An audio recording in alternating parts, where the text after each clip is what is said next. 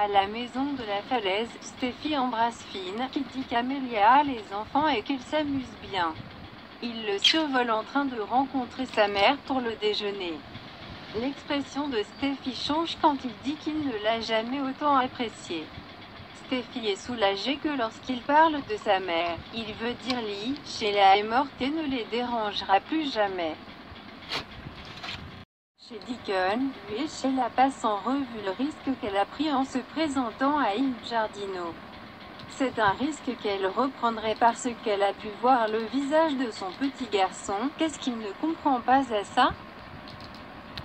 Chez Brooke, Hope dit à sa mère et à Liam à quel point Douglas était heureux au manoir Forrester. Liam pense que c'est bien mais se demande si elle pense que cela signifie qu'elle pense qu'ils devraient quitter leur maison.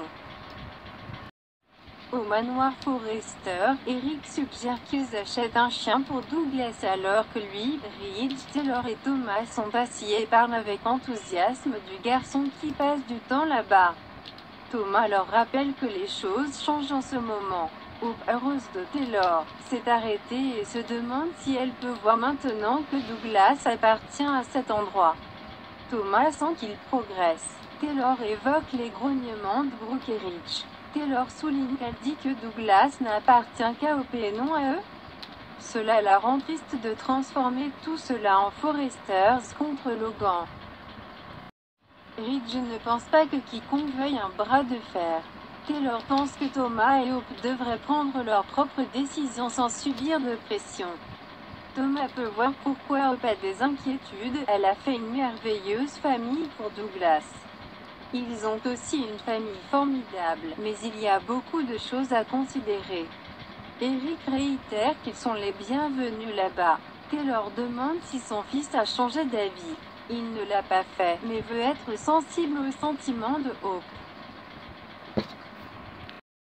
Chez Brooke, Liam et Brooke disent qu'ils se méfieront toujours de Thomas.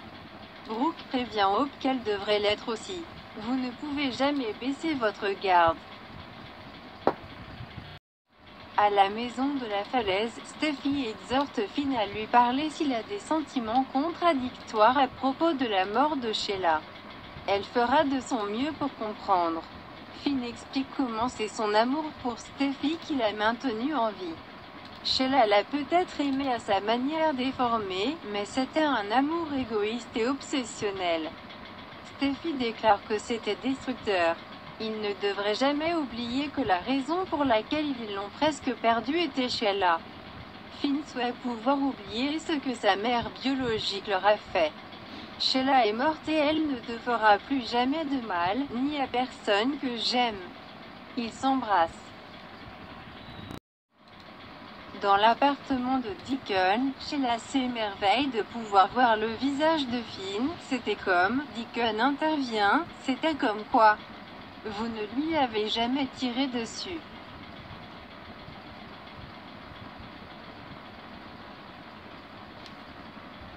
Sheila parle encore et encore de la rencontre. Je peux le sentir dans mon cœur, Deacon, il m'aime, diacre grimace. Il suggère que cela pourrait être un vœu pieux de sa part. D'autant plus qu'elle l'a presque tué. Si tu penses qu'il pourrait t'aimer après ça, c'est délirant, c'est énorme. Sheila semble agitée. Sheila s'attend à ce que Deacon soutienne émotionnellement. Elle reproche à Steffi de l'avoir poussée à bout et de lui avoir coûté la relation qu'elle construisait avec Finn et même Taylor. Deacon doit retourner au travail et au pays de la réalité. Il la supplie de rester là et de ne rien faire de fou. Avant de franchir la porte, Deacon soupire et lui dit qu'il est désolé. Mais elle doit laisser tomber la relation avec Finn parce qu'il croit qu'elle est morte. Tu es mort. N'oublie pas ça. Une fois seule, Sheila murmure. Je refuse de croire que je n'aurai jamais de relation avec mon fils. Au manoir Forrester, Eric dit qu'il doit y aller. Il rencontre Donna au club. Ridge demande « Pickleball ?» Eric confirme « Oui » après sa sortie. Ridge grogne. C'est comme ça que les enfants l'appellent ces jours-ci. Taylor rigole. Ridge dit à Thomas que son grand-père est très heureux que lui et Douglas restent à la maison. Taylor est d'accord. Elle prie juste pour que Hope utilise son discernement dans tout cela. Thomas pense que Hope croit qu'il a changé. Taylor dit bien, parce que Brooke ne partage pas la même opinion. Chez Brooke et Liam rappellent à Hope que Thomas fait beaucoup de choses horribles dans le passé. Hope n'a pas oublié. Liam dit qu'une seule visite ne devrait pas lui faire changer d'avis. Tu ne penses pas que Douglas devrait aller vivre avec Thomas, n'est-ce pas? Taylor et Ridge sont seuls dans le salon Forrester. Elle voit qu'il ne va pas bien. Taylor lui dit que Thomas apprécie son soutien et en a besoin. Il sait que tu le soutiendras, même si c'est la dernière chose que veut Brooke. Chez Brooke, elle se plaint que Thomas risquerait tous les progrès qu'elle et Liam ont réalisés avec Douglas.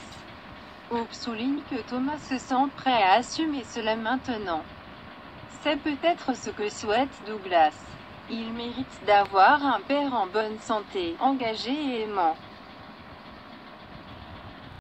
Au chalet, Thomas trouve Hope distraite alors qu'elle pense à lui rappelant que, contrairement à Liam, il est un homme d'une seule femme. Il demande si c'est un mauvais moment. À la maison, Brooke se rend compte qu'elle est au lit avec Ridge au milieu de pétales de rose et de sourires. Au manoir Forrester, Taylor et Ridge racontent à quel point ils sont heureux pour Thomas et Steffi en ce moment. Taylor lui dit que cela signifiait beaucoup pour elle et les enfants quand il a juré d'être là pour leur famille. Ridge pensait ce qu'il disait. Taylor se rapproche et lui prend la main. Elle sait qu'il est chez Brooke, mais quand il l'appelle Doc, on a l'impression qu'il est là avec elle.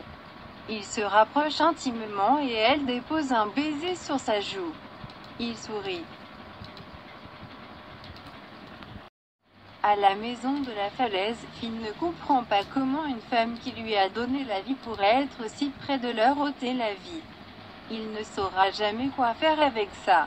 Mais une partie de lui ne peut pas oublier que sans Sheila, il ne serait jamais né et n'aurait pas été là avec elle. Ils s'embrassent alors que Sheila, déguisée, regarde depuis l'extérieur des porte-fenêtres. Un jour, je te retiendrai aussi. Parce que je t'aime, Finn. Maman t'aimera toujours.